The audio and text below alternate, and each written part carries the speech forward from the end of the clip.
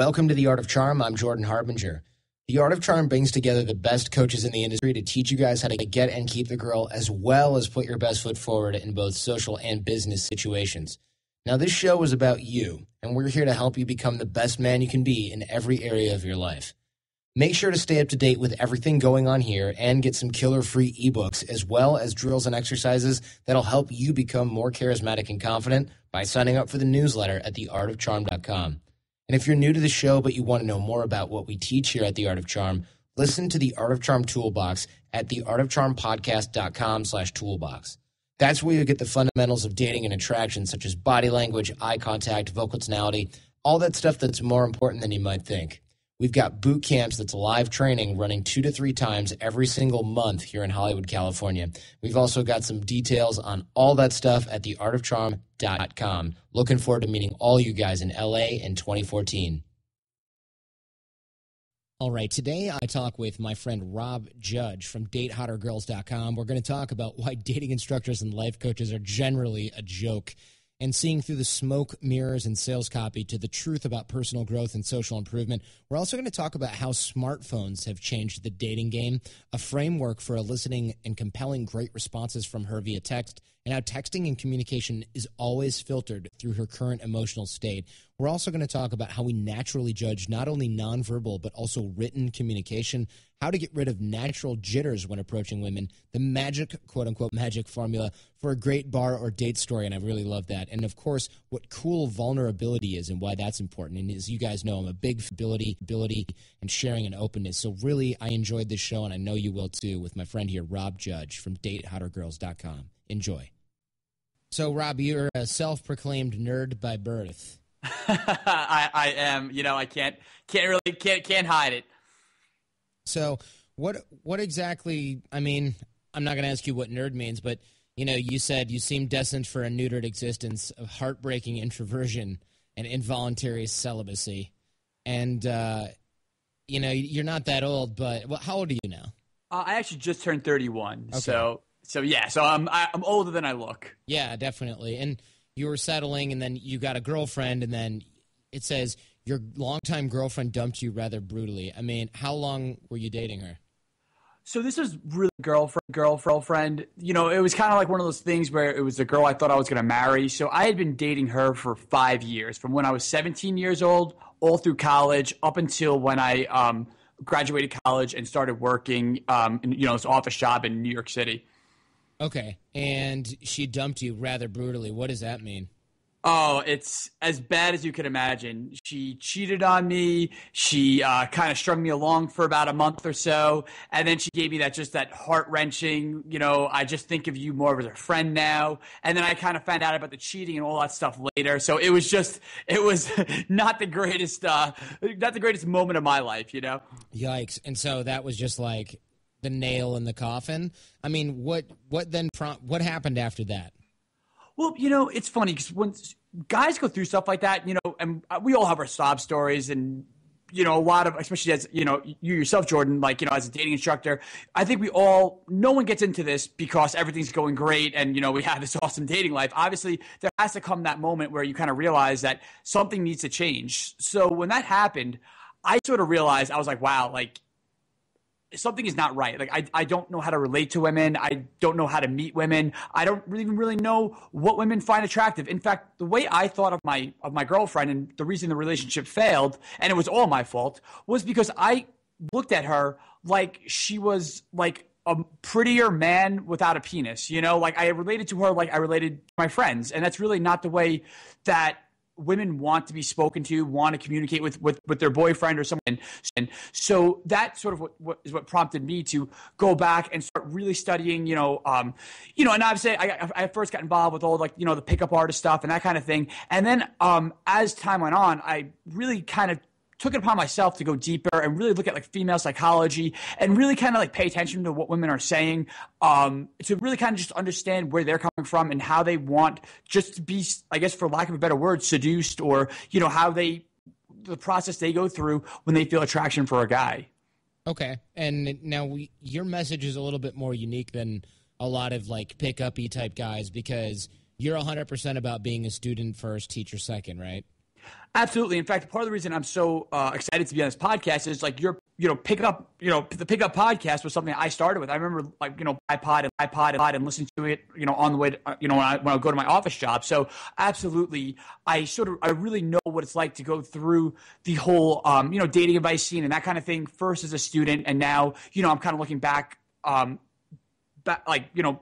on it through like the eyes of an instructor now. Yeah, it's funny because one of the things that I think sets you and I apart, not from each other, but from the rest of the yahoos in the industry, I don't really consider the Art of Charm to be in the same industry as a lot of that stuff, especially not anymore. But when I started talking about this stuff, I was like, all these guys, have their shit together, and it's really cool to see, and I'm just on this path learning. And then it started to get old because I started to meet some of these guys in real life and be like, these guys are friggin' tools. And they're like trying to be all rock star on the internet, but they're not cool at all. Like, they're not even like normal. Like, my normal friends were cooler than these guys. You know, I had the exact same experience where you just start meeting these guys, and it's like that scene in The Wizard of Oz where it's the man behind the curtain. You realize that it was all smoke and mirrors, that, a lot of these guys just project this image on the internet. And there were legitimately some guys I met who I thought were, really did kind of walk the walk. But a lot of the guys I met, like you're saying, it was like it almost blew my mind that I was taking advice from this person that probably was in a worse off place than a lot of my friends that are horrible with women. So it's funny you have that same realization. Yeah, I mean, some of these guys, I remember meeting them a bunch at a party. I flew out to California for a party, and I was like, this is the guy who's like Mr. like tough martial arts guy, gets all the chicks. I'm like, he was in the corner like nursing a drink in a really awkward way, talking to the same person all night that was like another dude. And then I was like, okay. And then all these other guys who were supposed to be like all these really smooth characters, I would talk to some of the regular females that were at the party, just regular chicks, and they were like, yeah, that guy's weird, he keeps hitting on me and like staring at me. And I'm like, oh, that's like so-and-so who's supposed to be this like major world-renowned dating instructor, and he's like being super creepy at some like bowling alley. Like, what? And I was just like, oh man. And the more I learned about a lot of these so-called gurus, it really is smoke and mirrors and sales copy, It is. I know. It's comical in one respect, but it's also kind of sad too that that these guys are getting away with it. It's ridiculous. Yeah, it sucks. And what really sucks isn't just like, I don't care if people get away with stuff. I mean, it kind of sucks. Karma's a bitch. But the problem is, you get guys that want legitimate help, and they're like, what sets you apart from X, Y, and Z? And I'm like, God, well, first of all, I'm not a fucking weirdo.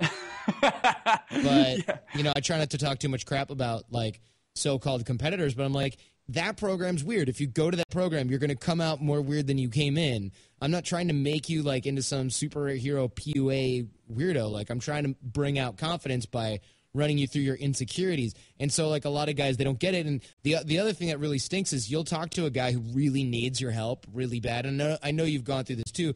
You'll talk to a guy who really, really needs help. And you're like, dude, come and do something with me, or something with the Art of Charm, or something with Rob Judge, or whatever.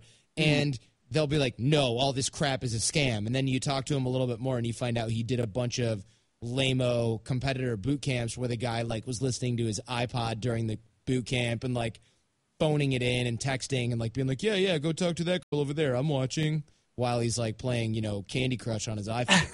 I know. And what else is kind of funny, just a quick side, kind of go with that, is I don't know if you've ever had this experience where you tell someone what you do. You're like, yeah, I'm a dating instructor. And they've seen some of these other like really eccentric, bizarre, crazy dating instructors on the internet. And they think that's what you do. They think that I'm like going out wearing like top hats and, doing all this crazy stuff. And it's like, no, like I legitimately just like want to empower like other guys like me to just feel more confident and meet quality women and relate to and have quality relationships. I'm not like, I'm like a civilian by day and then this like weird pickup superhero by night. Yeah, it's so weird and creepy, and it's just, I mean, authenticity is just so hard to find, especially in all this smoke and mirrors internet stuff. And unfortunately, a lot of guys, especially guys that aren't that smart, will get burned by it, and then they come out thinking, oh, there's no way to really improve myself. Oh well, I'm just going to stick with the current crap situation that I have now because there's nowhere to go.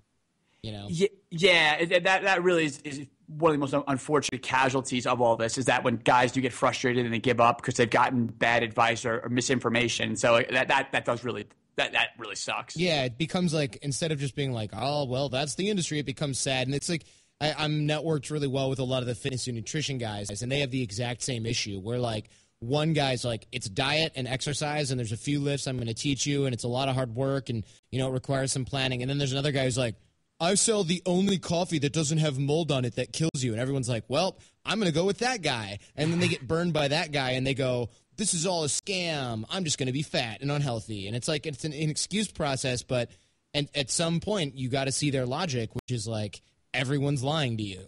So where do you go? Yeah, exactly. And that's why I think it's so important when you're making a decision who you're going to follow or whose advice you're going to take is to really, really look at them and not just go for the easy out, not just say, oh, okay, this guy is like promising me like these, like these magic lines or this like easy fix. Like, no, that obviously anyone worth their salt is going to tell you, like, I can help you out. I can show you the way, but it's also going to be a lot of hard work too. Yeah, it's just tough because they've been conditioned by sales copy, by those same people we were just talking about, to not want to do the work. Exactly. So then when they go through a bunch of that and they're like, that's scammy, and then you're like, well, here's another equally risky proposition, only it's a lot more work. They're like, hell no.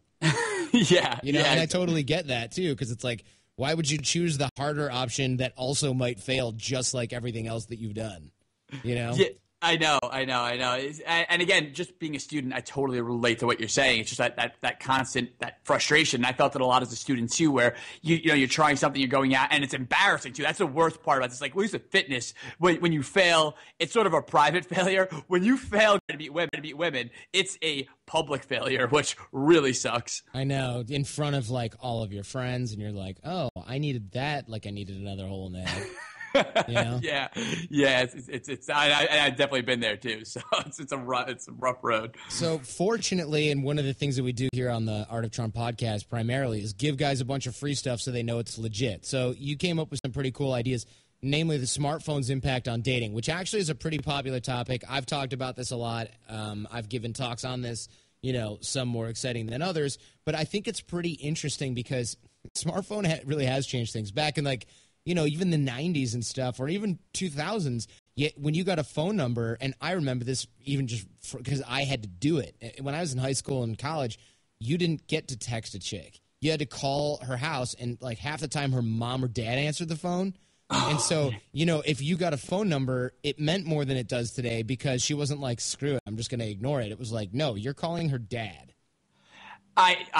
I remember sitting there with the phone in my hand, just trembling, and like exactly that situation. Like the only thing that was like kind of comparable was when a girl would give you like her beeper number, beeper number. Yeah, like that was like, I was like, yes, the beeper number. I don't have to, but I've totally been there where you call up and it's just like, you're talking to the parents or exactly. And back in like the 90s, you had to leave voice, actually, there weren't even voicemails. The whole family would hear it. The whole family would hear it. So you couldn't be like, hey, what's up? Cool meeting you yesterday.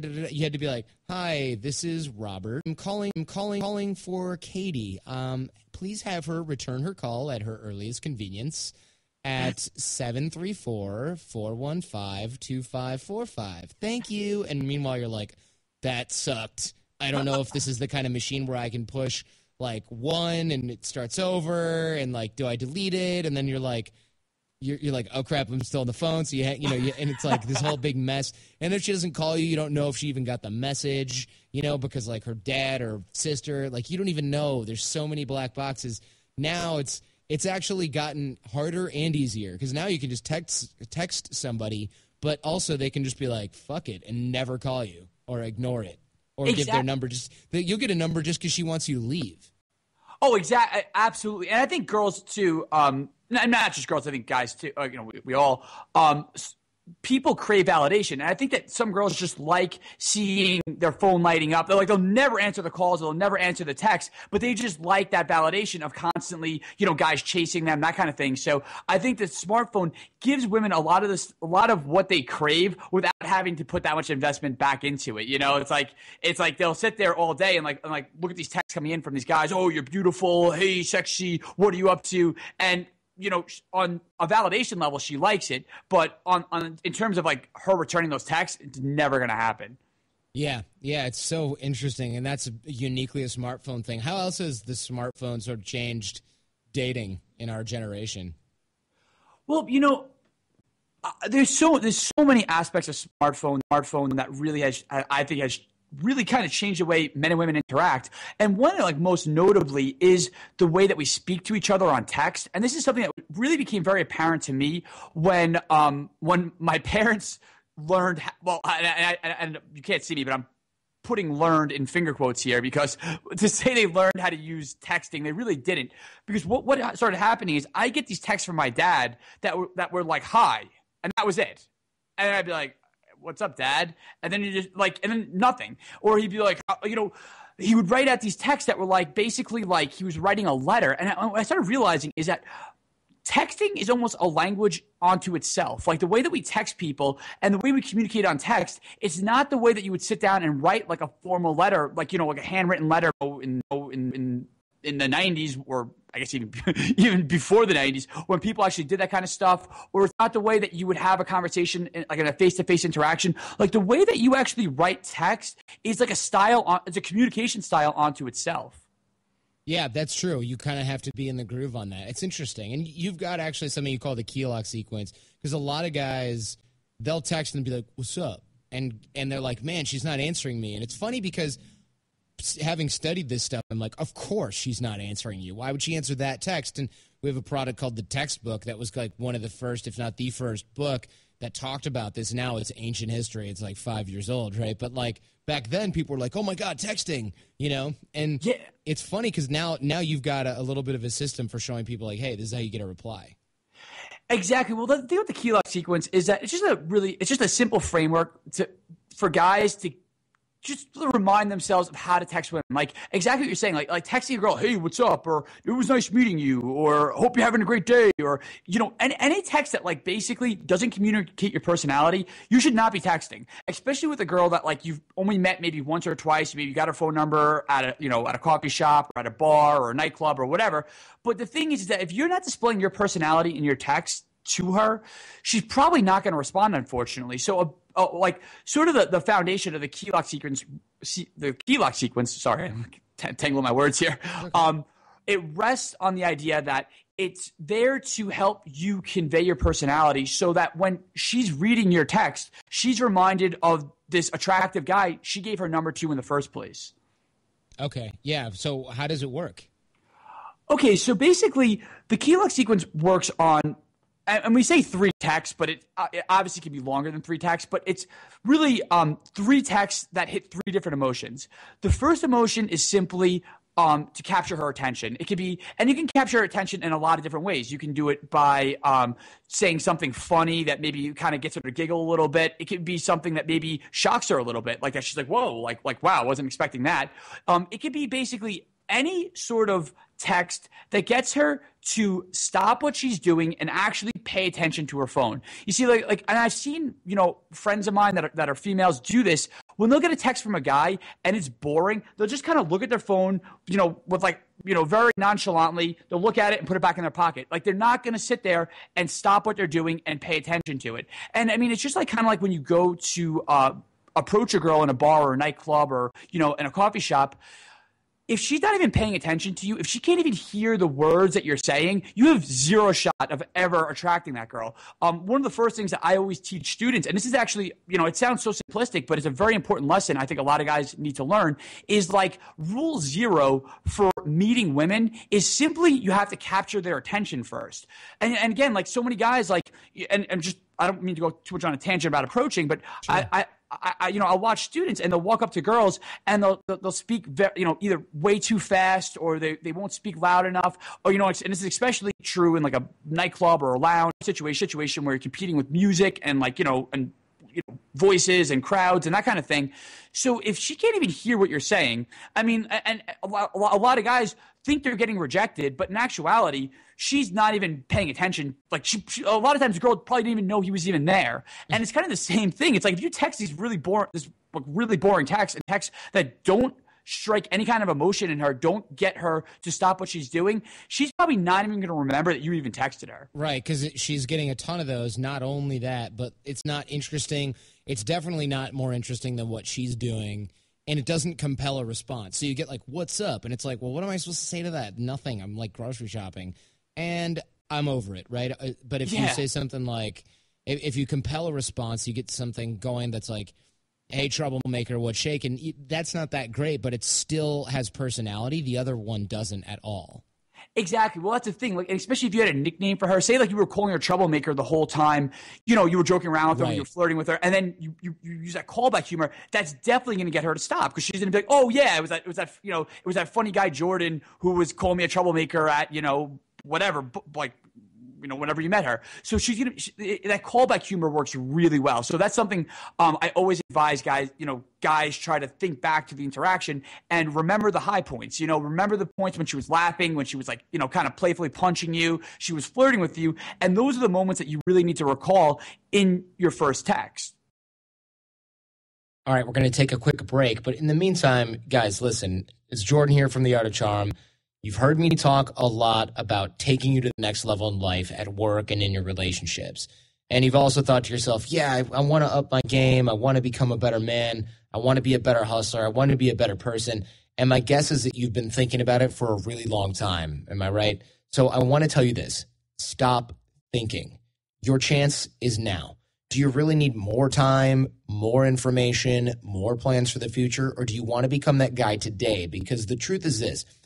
You can be the guy who sits around all day and thinks about becoming better, or you can be the guy who decides that today is the day you're going to become awesome, and I want that for you. Why? Because you are awesome. You just don't know it yet. So join me and thousands of other guys who've taken action in their lives at theartofcharm.com. Now let's get back to it. Yeah, and guys will just be like, hey, what's going on? Because they're thinking, man, if she texted me, I'd be like all about it. So they're like, I'm going to get that same response, and it's just not true. That is such a great point. And that goes back to what I said earlier about my when I had that 5-year girlfriend, and I was trying to relate to her like as if she was like a dude, you know? I think a lot of guys look at texting like they write to the girl the text that maybe they would want to get. But, like, you know, you have to keep in mind that female psychology and the way female attraction works is so different. You really have to adjust your texting style to make sure that you're really kind of like speaking to what she wants. Sure. Plus, you've got that whole thing where any communication is always interpreted through your current emotional state. So that's why when somebody can be like, what's your deal? If you're in a happy mood, you might be like, man, nothing. I'm just having a great day. What about you? And then the next day someone could go, hey, man, what's your deal? And you're like, why? What's your problem? What, I'm supposed to be cheerful all the time? Fuck you. You know, like, you know, you might even, like, you just don't like it. And the person said the exact same thing in the exact same way. It's all about your emotional state. And the same thing is true for texting. You know, you text her after you meet her at the bar or the club, and she's like, oh, yeah, hey, it was so great meeting you. It's really awesome. But we totally have to hang out. And then you text her the next day, and she's like, you know, her cat just puked on her favorite dress. She's doing laundry. Her mom's all up on her, like, you need to clean, you know, your crap out of my garage. You know, you're not getting a free ride anymore. Her dad's like, I'm not paying for your college if you're going to keep being a whore. Like, you know, whatever. Like, you know, she's going through all that. And then you text her and you're like, what's up? And she's like, I don't want to talk to you. You're a jerk. And you're like, what is going on? How is this happening? You know, that is such a great point, is that is so true. And that's why I think, like, the best texts of all time, like the best texts I've ever come up with, are the type of texts that can actually almost change a girl's mood, even if it's only for like 10 seconds. Like, I mean, I remember I sent the girl a text once, and she told me, she was like, I was in class, I was in such a bad mood, and then your text made me laugh out loud. And that was like one of the best compliments I've ever got on my, you know, quote unquote text game, because, like, to that idea that you could change someone's mood, that you could add value to someone's day, that you can kind of, like, you know, take someone that might be not in the greatest place that day and change their mood by something you wrote them. I think that was so cool. And I'll even give the text I sent that girl. And again, it's probably kind of played out now, but the text I wrote her, and this actually had just happened. I was walking down First Avenue in New York City, and you know, there's like no cars on the road, and I see this old guy on a scooter. And I mean, this guy must have been like 70 years old, and he had like that creeper, like leering smile on his face, and he had like this helmet, knee pads, like the whole regalia, you know, and riding a scooter, no less, you know. A rape scooter? A rape scooter. Like, what? Yeah, but that would make for a great text. Yeah, like I just saw the guy riding the rape scooter. Wow, that might freak some girls out. But no, it's the perfect way to describe it though. And I remember I wrote her. I just said, "Oh my God, I just saw a 70-year-old man on a scooter wearing knee pads and a helmet, checking out babes. Made my whole day." And just something as simple as that. And again, I wasn't even really trying to be funny. I mean, I obviously like I saw the humor in it, and I wanted to relate that to her. But I wasn't like, here's this great joke that's going to make this girl crack up. I literally just saw this, and I was like, oh, my God, I have to text this girl because, like, you know, she had that sort of quirky sense of humor. She's going to like this. And I sent it to her. And, you know, like I said, like she had told me later on when we met up for a date, she was like, yeah, like, you know, she's like, I kind of forgotten about you. Like, I was having this horrible day. I was in class. And then this text came, you know, I saw this text on my phone. I just laughed out loud. It made my whole day. So something like that. And, like, you know, I challenge every guy out there listening right now that, like, if you get a girl's number, that should be what you're trying to do, is to, like, you know, don't try to ride the wave of her emotion. Actually be so compelling and be so good at texting that you can actually spark the emotion that you want in her by just being really genuine and authentic and just, for lack of a better word, awesome. Yeah, and it's also, this is the unfortunate truth about why guys need to use emoticons and stuff like that. A lot of guys are like, that's stupid, it's so lame. But it literally, it's one of those little quick things that can change your entire quote-unquote texting game, because guys will write something and they're thinking, again, it's the emotional state that you're currently in. They're thinking, oh, my God, this is hilarious. And then she gets it and she's like, screw you. You know? And you throw a smiley in there and you're like, oh, it looks beta or whatever, like guys who are obsessed with the dating industry stuff say. And then it's like, fine, but now she knows your intent is there. You know, and it's like it changes the tone of things. And that's like what you were saying before, how there's a totally different lingo and language of texting. And if you don't know how to do it, you're not going to communicate as clearly. And also, it's kind of funny now that you mentioned that, I just thought about also like social classes when it comes to texting. Like, you can tell how educated somebody is if they're still using proper punctuation in texting, even if they're abbreviating. And then there's like the people who write in like basically ghetto texting, where like they just cut out all the vowels. There's tons of misspelling, no punctuation. They like change the S's to Z's, and like they mash words together because they're like on like a T9 dictionary, even though it's 2014. I'm sure you've gotten letters from students that are written like that, and you have to like sit there and you need like the Rosetta Stone to like decode what they're even trying to say. Oh my God. And additionally, there's sometimes, I hate to say it, but I'll judge you and I'll be like, this person's going to be a waste of my time, because they're not even intelligent enough to understand the answer I'm about to deliver. So I'm just not going to deliver the answer. I totally agree with that. And that's, I know, just as, you know, and it's kind of off topic, but as an instructor, it's like when you get like a letter from a guy and it's just like, you know, it's like a long letter. I'm way more inclined to read it and respond if it's written well and you know, I can make sense of it and it's easy to read, you know, short sentences, you know, the writing style is clear. Then if I get like this long, you know, just like it's like one wall of text of just like, you know, this like almost like stream of consciousness musing like in this like ghetto speak, I'm kind of going to be like, you know what, I just don't have time for this. And I think women have that exact same response when they see this like girls, like, you know, a very attractive girl is not going to put in a lot of time to decode what you're saying. So you really need to make sure that, you know, your writing style is very clear on text, that it's not like these like long sentences or you know, these like weird spellings and that kind of thing. Yeah. So that's a great point. It's interesting because it off of that particular note as well, guys don't understand that if they don't have any value, if they haven't built any value with her, there's no reason for her to give you that kind of attention. So guys will write like long messages or like ask them for too much investment, and they're the equivalent of like, you know, when you're walking down the street in Manhattan, in New York, whatever, or like in San Francisco or any other big city, and like a homeless guy's like, hey man, do you have a quarter? How often do you stop and go, you know what, I'm really sorry, I don't have a quarter, I apologize? No, you don't even look at them. You keep walking, and like if you're feeling generous, you like shake your head in a cursory fashion. You shake your head in a cursory fashion, and you're just like, nah. You don't even like utter a real word out because you're like, whatever, dude. You're giving me nothing. Like I don't even owe you a reply. I'm not even gonna reply. Yeah, no, that's so true, and that's the thing. I think that like you have to.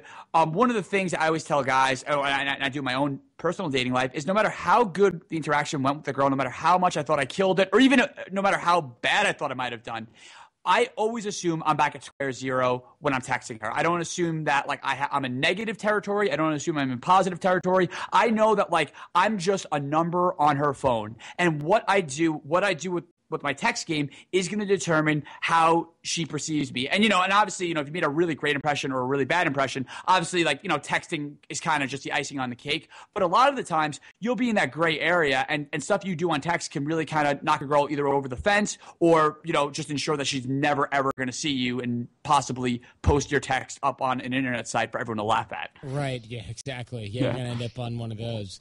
So you have something that you call finding the truth as an approach mindset. It's a different way to look at approaching attractive girls that clears out a lot of jitters. Tell us about that, because I think everybody listening would love to know how to clear out some jitters.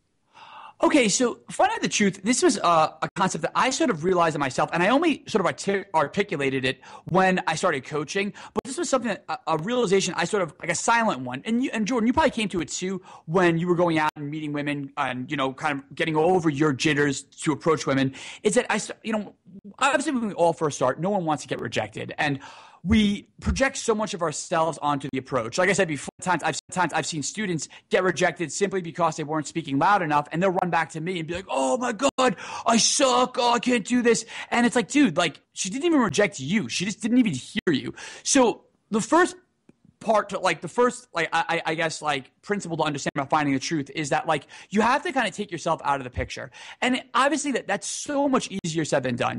We're sitting here on a podcast. It's so easy for me to sit behind a microphone and say that, but put a hot girl in front of me, I'm still going to feel a little bit of those jitters. But the one thing I always remind myself, and this has helped me so much to just get me over those jitters and make sure that I actually do approach, is I stop looking at the girl as like some kind of like quest, as like, oh, I need to get her number, or I need to take this girl home, or I need to make this girl my girlfriend. I just no expectations. My only expectation when I walk up to a girl is that I'm gonna find out something. True, like you like even if the girl blows you off in like a nanosecond, she's like fuck you, no. At least you found out that you had the courage to actually do it. You found out that girl is was not in a good mood. You found out like so many truths in that one interaction, and the corollary to that, like the negation of that, is when you don't do anything, when you just sit there and you don't approach girls, you just like watch them from a distance, like we all have, and we kind of talk ourselves out of approaching. Like, yeah, she might have like, and again, when we don't approach, it's because we make excuses. We say, oh, she probably has a boyfriend. She looks like a bitch. Oh, I'm not dressed appropriately. Like, add your favorite excuse here. And that may or may not be true. But the thing is that like you're never going to know that for a fact. It's never going to be like that validated truth. You actually went out, you challenged that truth to see if it actually really existed in the world. And the thing that like I remind myself is that like if you can like constantly make excuses and you always talk yourself out of approaching, you're going to go through your entire life in this sort of like prison cage of fantasy of like what you think like might have been or could have been or would have been, and you won't know anything like with any kind of certainty. And I'm 31 right now. I can't imagine if I went back all the approaches I did, if I hadn't done those, if I was sitting here at 31 years old and I hadn't done all those approaches, I wouldn't know like a tenth of what I know now. I wouldn't have had all these great experiences. And for the approaches that went bad, I wouldn't have some really hilarious stories to tell my friends over beers. Like no matter what, you always gain something. You always gain that truth by actually doing the approach. And I think lose sight of that, especially with this whole like, muchacho, like sort of like on the master pickup artist, like sort of mentality. Guys are always looking, they project their expectations, they project themselves, they project their ego onto the girl, and that's not fair to her, and that's not fair to you. So I think that like what I always sort of, whenever I'm feeling those jitters, whenever I'm getting ready to talk myself out of doing an approach, I take a deep breath and remind myself, it's not about her, it's not even about me, it's simply about like putting one foot in front of the other and finding out that truth. Yeah, excellent. I mean, that makes a lot of sense. And so, of course, once we do nut up and we do make the approach, in fact, for guys in relationships, like I live with my girlfriend, so I want to get down to I'm greedy here. I want to use some of this stuff myself. You have a good storytelling formula that I love, because I love telling stories. On my show here, I tell tons of stories, from traveling in North Korea to, of course, back in the day, approaching girls, to entrepreneur type stuff that we discuss a lot here. I mean, you've got 3.5 steps, apparently, to telling a great bar or date story. Let's rock that out. I want to hear this because it's a turnkey method. And a lot of people ask me, how come you're good at telling stories? And I go, I don't know. I can't shut up. I'm not really sure otherwise. How do we make this, how do we formulate it? So that's a great question. And some people are just naturally good storytellers that do this naturally, but a lot of guys convince themselves, oh, I'm not a good storyteller, I'm not charismatic. And actually, storytelling is a lot simpler than a lot of guys think it is. So the 3.5 steps are very, very simple. The first thing is that you have to have a character that wants something. See, this is what a lot of guys get wrong. Like, obviously, if you're telling a story about yourself, you're the character. But the thing that a lot of guys get wrong is articulate what the character wants. Like, if you watch any movie, read any book, or you even think back to any great story you heard, there's always a character that has a very strong desire. So that's like step number 1 to your story, is that you need to have a character that has a strong desire. And the more that you the better you describe that and the better you understand what that desire is, the better your story is going to be. Because the thing is that people, they live through your stories, right? Because like they understand what it's like to just be dying to have your first kiss, or they understand what it's like to like hate your job so much that you're looking for any way out, you're looking for any solution. Whatever your story is about, if you really articulate very, very well what that strong desire is, your listener is really going to relate to what you're saying, and they're going to be like, oh my God, like I've been there, and they're going to be so much more engaged in your story. So that's step 1 into just taking a listener and just sucking them into your story. Step 2 is whatever your character desires, he or she has to come into some sort of conflict that challenges that desire. So say, for instance, and again, I just off the top of my head, I just gave the example of like wanting your first kiss so badly that like you would do anything to get it. And again, this is a true story about me. When I was in 7th grade, I was so desperate. All my friends had making out with girls and doing seven in heaven and all this crazy stuff. And I remember I just wondered what it would be like to kiss a girl. And it was literally like a burning curiosity I had. And the thing is, if my story was simply, I really wanted to kiss this girl, and I went to a party and played Truth or Dare, and I had my first kiss, that story would suck, because the thing is that there's nothing interesting about that story. It's all factual information, yeah. Yeah, that's the whole thing, right? It's simply journalism at that point. You're simply just telling, relating the facts.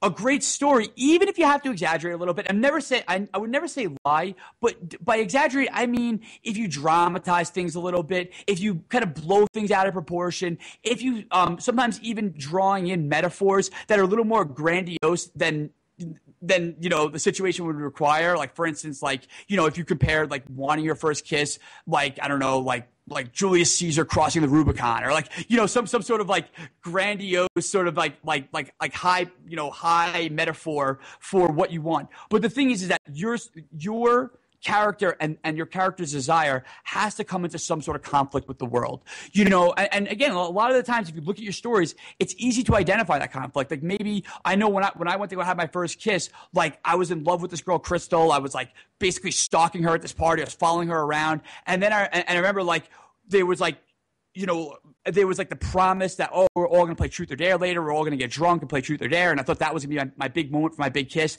And I remember just being so excited by it, coming out of the bathroom, walking out, and seeing her making out with another guy named Brian Coombs. And I was just like, it was just like, I love how you remember his full name. Brian God. David Coombs. Damn you. I remember what the dude was wearing. I remember he was wearing blue socks. That's how much I remember. It's seared into my memory. Yeah, you and your cranberry hip huggers and blue socks. Damn you! yeah. The old school movie villain shaking my fist, I'll get you next time. Yeah. So and again so there should be an antagonist in your story. A lot of the times that antagonist is Brian Coombs in my stories, but in your story it's usually Brian Coombs the third. Yeah. Hip huggers, yeah.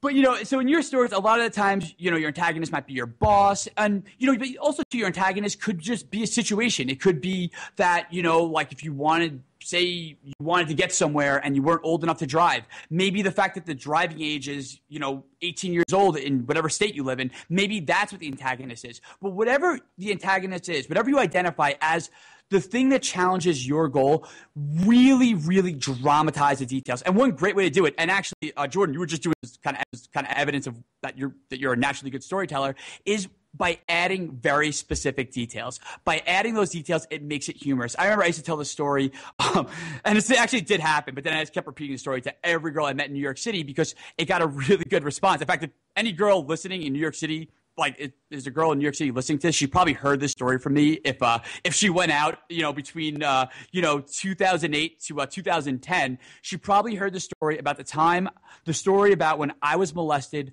by the girl who looked like a female version of Tony the Tiger. And I remember I would say that to girls, and again, that metaphor, that simile, that this girl looked like a female version of Tony the Tiger. It's a little quirky, it's a little offbeat, but you can kind of picture it. It's like this burly girl walking around. She has that Tony the Tiger swagger. You can almost see a scarf around her neck. She had the fizzy 80s perm hair, and she had that they're great grin on her face, and she was following me around the bar. And the fact that this girl was molesting me, that was a story I told a lot of women, and it usually got a pretty good response, because if I had just said, oh, this creepy girl was following me around the bar and she molested me, not a good story. But when that creepy girl becomes, Tony the Tiger with the 80s perm and they're great, smile on her face, it's a very visual image. People can see that. People can relate to that. And, and again, it also dramatizes the antagonist. So that's step 2. All right, let's take a quick break. Guys, some people think the Art of Charm boot camps are just about picking up girls. And honestly, there's a lot of that. But 1 week with us, and you'll be rocking out in that department, of course, I promise. But as a guy, I know how important it is to be awesome. And not just awesome with girls. Awesome at work, awesome at home, awesome with your friends.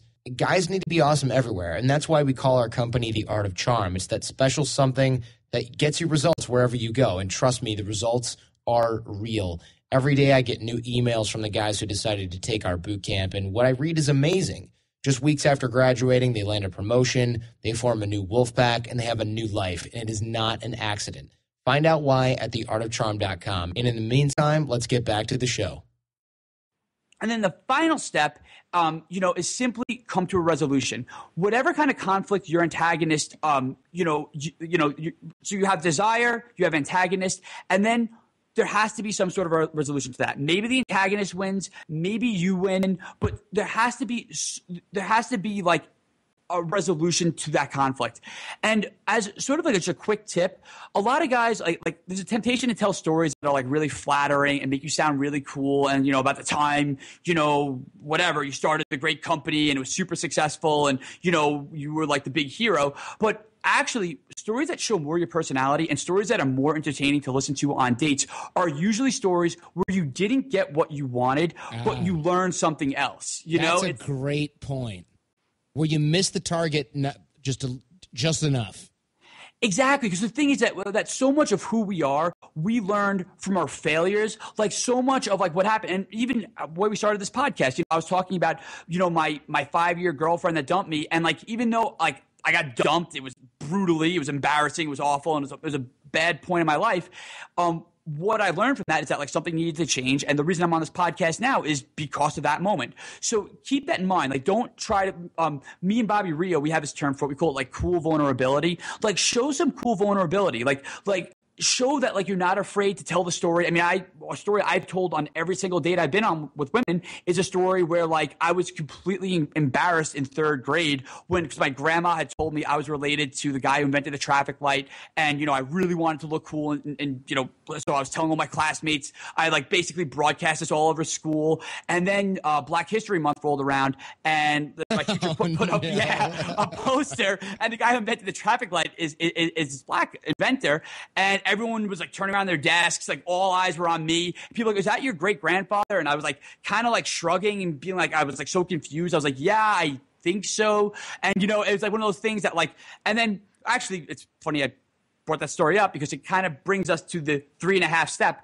The final step, and I call it a half a step, is that if you can end on a punchline, something to signal that the story is over, it works really well. Yeah. So in that story, my punchline is, I'm either a quarter black or my grandma's crazy. And that's always how I end that story. Whenever I tell that story, I'm oh, well, and a lot of the time, the reason I tell that story on dates a lot, and this is just a quick kind of pro tip, is that on dates, I kept hearing the same thing. Jordan, I'm sure you can relate to this being a guy who's gone on a lot of dates, is that girls will ask, what's your nationality? I don't look. Sure. Yeah. So, and the thing is, I used to just answer it like very like blasé, like I'd be like, oh yeah, Irish and English and Scottish and French and German and Austrian and Italian. Like that's what everybody says in America. that's the whole thing, right? Yeah, it's that goes back to that journalism. And journalism, like people don't go to the movie theaters to watch journalism. People don't go to the movie theaters to watch the news. People go to the movies for stories on the screen. And that girl's on a date. She doesn't want journalism. She wants stories. She wants the entertainment. So rather than like when I started noticing that girls were like, you know, kind of like checking their watch and looking around, I'd be like, oh yeah, I'm half Italian, I'm a quarter German, and I'm a quarter, I think maybe Irish, but I'm not sure. Instead, I would be like, well, you know, I'm half Italian. Well, first I would say, you know, it's kind of a funny story because I'm half Italian, I'm a quarter German, and actually I'm a quarter, I'm not even sure because, and then I launch into the story. And the thing is that like, because I was hearing that question on every single date I was on, I realized, you know what, I should figure out a story that kind of would better convey my personality, would better give her a glimpse into who I really am. And so I tell that story absolutely happened to me. It was completely embarrassing. It was a cool vulnerability moment for me.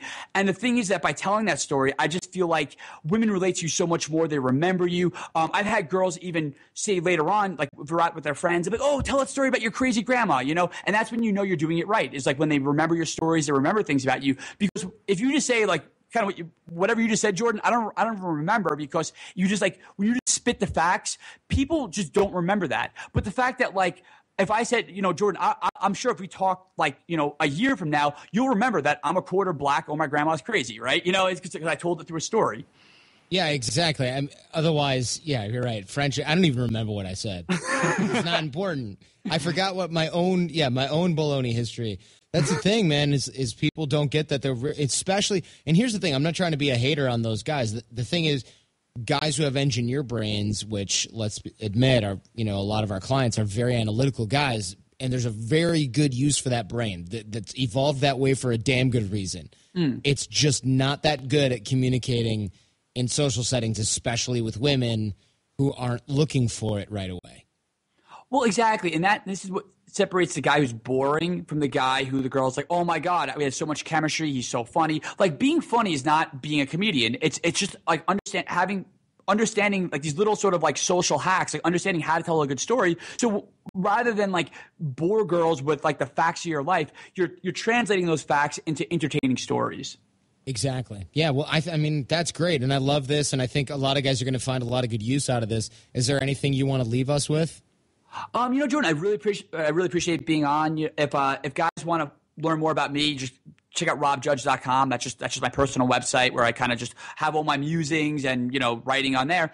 You know, more stuff like this. I just love giving away free information, kind of like because what we talked about before. And I'm so glad I got the opportunity to come on this podcast because I think that it's so important that guys really understand someone's teaching style and their materials and that they're not full of shit so that, you know, and I advise guys to go out, try the stuff that we talked about, try, you know, emotional texting, try the storytelling, tips, try approaching, you know, next time you see that hot girl. And again, I challenge you today to go out and just try reminding yourself to find out that truth. And, you know, and if it's helpful, you know, like I said, like maybe just check out more of my stuff and, you know, kind of go from there. Excellent. Thanks so much, man. Jordan, thank you. I really appreciate, you inviting me on. I believe in taking care of myself in a balanced diet and a rigorous exercise routine. Hey guys, I'm here with my friends Chris and Greg from the Road to Ripped podcast, and we're going to talk a little bit more about how to build that Hollywood physique. So if we're trying to lose fat, build muscle, and all that stuff, do we have to cut out drinking? Because I know a lot of people still like to go out and have a cocktail, hit happy hour, have a glass of scotch before they go to bed, whatever. You know, do I have to get rid of that habit? Yeah, so here's the deal. Most people like to get really restrictive with their plans. Mm-hmm. And when that restrictive plan doesn't work, then most people will go to the other end and just completely be like, yeah, screw it. I'm not going to do this anymore. So one of the main things is alcohol.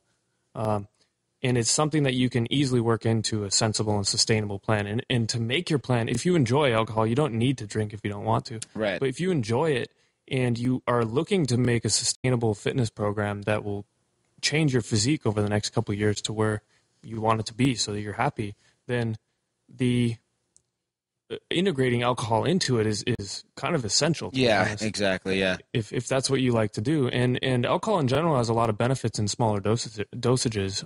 And especially if you're focusing on good liquors and stuff like white and red wine. Okay. You'll have a lot of benefits, and it also just from mood benefits. You just kind of chill out a Alcohol little does increase the mood. That is correct. I mean, you hear stuff like, alcohol, as soon as you drink alcohol, your body's just going to be storing fat. As soon as you sip some alcohol, your testosterone level's going to drop. It just doesn't, that's just not true. To gain fat with alcohol, you have to be in that caloric surplus. So, having a few glasses of wine or a couple, whiskey, some whiskey. Mm-hmm. I mean, as long as your calories are in control, there's nothing to worry about. And really, testosterone doesn't really drop until you get, buzzed. So you have that fifth, sixth, seventh, eighth drink. Okay. But the first, 2 to 4 drinks, I mean, there's even some research that shows it actually has a slight boost on testosterone. You see a lot of drunk, horny guys, so maybe that's true. Yes. Well, I think the drunk, horny guy is more or less just Inhibitions. Yeah, of course. I was just kidding. Yeah. But I see no problem having 3 drinks a couple times per week. Mm-hmm. The only problem is most people just don't have that moderation. Sure. They're not able, they go out drinking, they have to have 12 drinks. Yeah. But if you can just go, here's the funny thing with alcohol is after that third drink, it's not giving you anything else. Mm-hmm. That social lubrication, that talkativeness, that joyousness, that comes from that second, third drink. Right. And then after that, you're just buzzing yourself, you're just drowning your inhibitions. Right. And this is the Art of Charm podcast. So, obviously if you're going to talk to girls, having that second, third drink, that's probably okay. But then once you're getting sloppy drunk, then it's just downhill. Yeah, once people can tell that you've been drinking, you've had too much alcohol. Exactly. For more from Greg and Chris, go to roadtoripped.com or find the podcast in iTunes at Road to Ripped. All right, guys, great show. Show feedback and guest suggestions. Just email me, jordanh@theartofcharm.com. I love to hear from everybody, and I read everything. Bootcamp details at theartofcharm.com as well, and that's also where you can find links to us on Twitter, Facebook, and all that other social media. And if you guys buy something from a guest on the show, please do it through the podcast website to help support the show. If you can't find something, again, email me and we'll hook it up. Now, if you guys want to give a little something back, subscribe in iTunes and give us a 5-star rating and write something nice. We will love you forever. Now, when you write a review, it not only makes us feel proud, but it helps keep us up in the ranks so other people who use this information and can use this information can find the show more easily and get the credible advice that they need. And it's also the best way to support the show other than purchasing products and training from us. Now, tell your friends, because the greatest compliment you can give us is a referral to someone else, either in person or shared on the web. Now, have a great week. Go out there and get social and leave everything better than you found it.